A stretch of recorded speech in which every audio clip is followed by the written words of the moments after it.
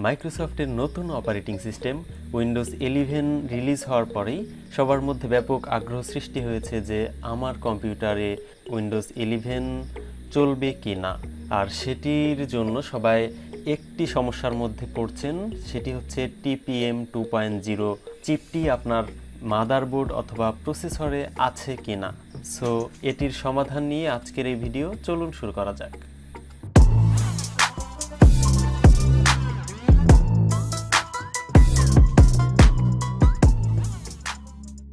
আমরা প্রথমে আমাদের ব্রাউজার ওপেন করব এবং গুগলে সার্চ করব উইন্ডোজ 11 লিখে সার্চ করার পরেই মাইক্রোসফটের ওয়েবসাইটটি প্রথমে আসবে। আমরা এটিকে ওপেন করব। ওপেন করার পর আমাদের মাইক্রোসফটের যে পেজটি আছে সেটিতে দেখতে পাচ্ছি যে উইন্ডোজ 11 রিলিজ হয়েছে এরকম একটা বড় বিলবোর্ড।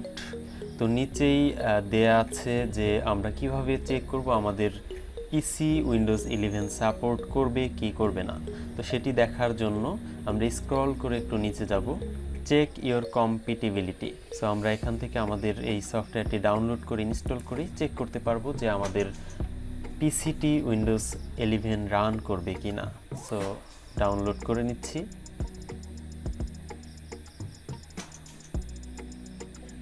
তো এটি ডাউনলোড হওয়ার পর আমরা এটিকে ওপেন করে ইনস্টল করে নেব। ইনস্টল হওয়ার পর আমরা এটিকে ওপেন করব।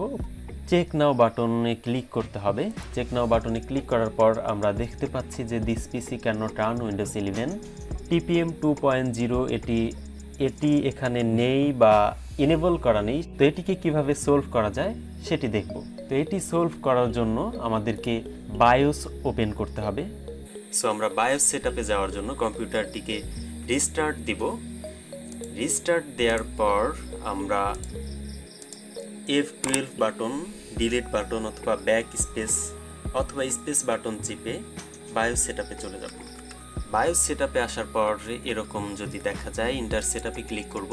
তো আমরা বায়োস সেটআপে এসে প্রথম থেকে 4 নম্বর যে অপশনটি আছে পেরিফেরালস, এটিতে ক্লিক করব। এটিতে ক্লিক করার পর এর মধ্য থেকে Intel platform trust technology PTT এটিতে ডাবল ক্লিক করব। ডাবল ক্লিক করার পর এখানে দেখতে পাচ্ছেন যে ডিসেবলড অপশনটি সিলেক্ট করা আছে, আমরা এখান থেকে এনেবলড করে দেব। এনেবলড করে দেওয়ার পর সেভ অ্যান্ড এক্সিট এখানে ক্লিক করার পর সেভ অ্যান্ড এক্সিটে ডাবল ক্লিক করব।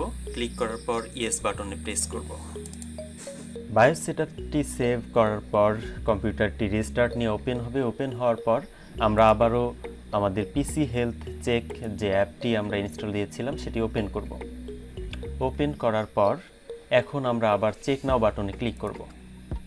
ওয়াও, এখন দেখতে পাচ্ছেন this PC can run Windows 11, অর্থাৎ হলো যে এখন আমাদের পিসিটি উইন্ডোজ 11 রান করার জন্য প্রিপেয়ার্ড।